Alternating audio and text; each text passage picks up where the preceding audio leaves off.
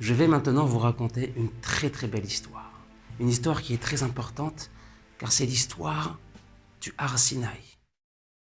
Vous savez, quand on parle du Har Sinaï, nous l'avons tous entendu, Hachem a donné la Torah sur le Har Sinaï. Mais comment est-ce que ça s'est passé? Quels sont les secrets qui se cachent derrière les coulisses?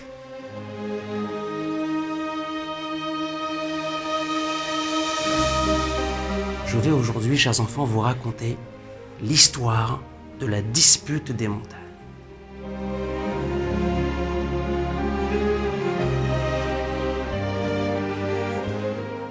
La Torah était cachée dans le ciel pendant plus de 2000 ans. Hachem gardait la Torah qu'il aimait tellement, il la chérissait tellement, il la gardait près de lui. Et puis un jour, Hachem a décidé que le temps est arrivé de la dévoiler, de la donner aux enfants d'Israël. Sauf que là, il s'est dit, mais comment est-ce qu'on va donner la Torah aux béné Israël? Comment est-ce qu'on va leur transmettre cette Torah? Et là, il s'est dit, c'est magnifique. Moshe Rabbeinu va monter sur la montagne et je vais transmettre la Torah à Moshe sur la montagne. Mais sur quelle montagne? Il a tellement de montagnes. Il y en a tellement. Elles sont toutes très belles et très jolies. Quelle montagne méritera que Hachem descendra et transmettra la Torah sur la montagne? Et là, à ce moment-là, toutes les montagnes ont entendu que Hachem voulait descendre afin d'apporter la Torah sur la montagne. Montagne, montagne, réveillez-vous, bientôt sur vous, la Torah sera donnée.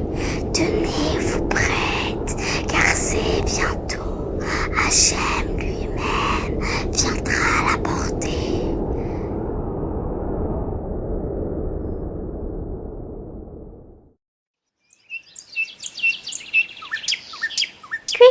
Cui, tu as entendu la nouvelle? Sur une des montagnes, la Torah sera donnée. Mais laquelle d'entre elles sera choisie pour ce bel événement tellement inédit?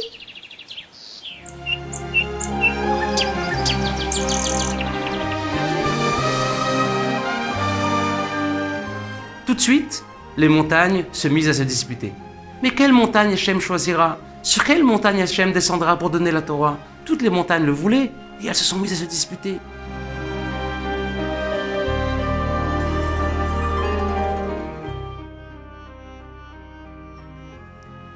Vous avez entendu les enfants? Paraît-il que Hachem va poser la Torah sur une montagne. Il y a plein de montagnes autour de moi. Mais moi, chers enfants, le Har Ararat, je suis sûre que Hachem va me choisir. Vous savez pourquoi? Vous vous rappelez à l'époque du Maboul? Où s'est posée la Teva de Noir? Sur moi, bien sûr, le Har Ararat. Donc si Hachem doit choisir une montagne, c'est sûr qu'il me choisira.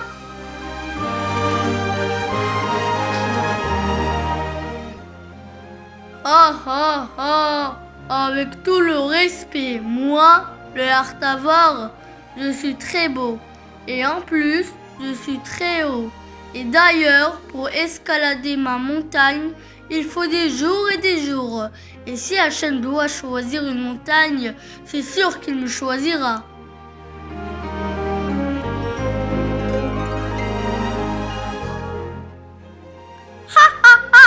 Vous me faites tout rire. M'avez-vous vu?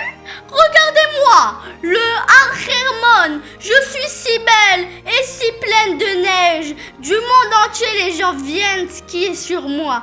D'ailleurs, je vois bien la Torah skier sur moi.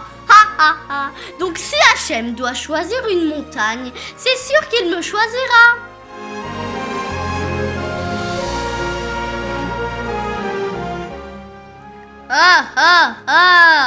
Mais qu'est-ce que vous racontez? Mais vous êtes complètement déconnectés.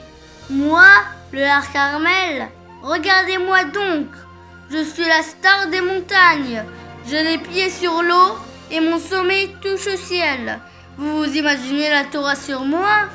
Donc, si Hachem doit choisir une montagne, c'est sûr qu'il me choisira. Tout de suite, les montagnes se misent à se disputer. Mais quelle montagne Hachem choisira? Sur quelle montagne Hachem descendra pour donner la Torah? Toutes les montagnes le voulaient et elles se sont mises à se disputer.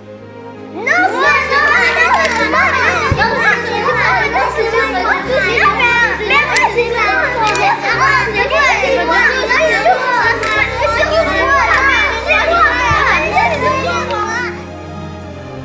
Et là, se trouvait une petite montagne, toute discrète, de côté, triste, et elle se disait: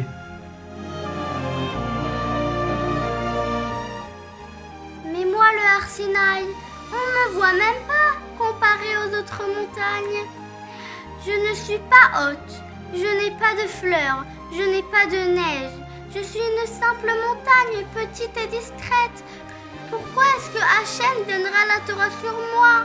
Si Hachem doit choisir une montagne pour donner la Torah, c'est sûr qu'il ne me choisira pas.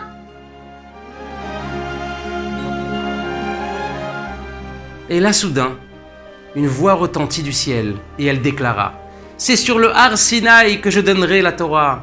Viendra l'homme le plus humble, Moshe, et il montera sur la montagne la plus humble, la montagne du Har Sinaï, et donnera la Torah au Béné Israël.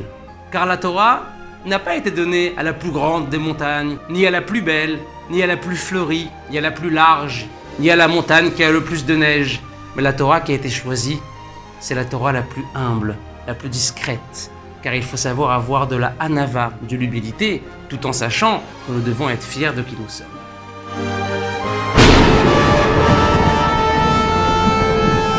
Waouh! Qu'est-ce qu'elle est belle la Torah! Chers enfants, ceci est l'histoire du Har Sinaï. Cette magnifique histoire de la dispute des montagnes qui nous apprend comment est-ce que c'est important d'avoir de l'humilité, mais en même temps d'être fiers de qui nous sommes.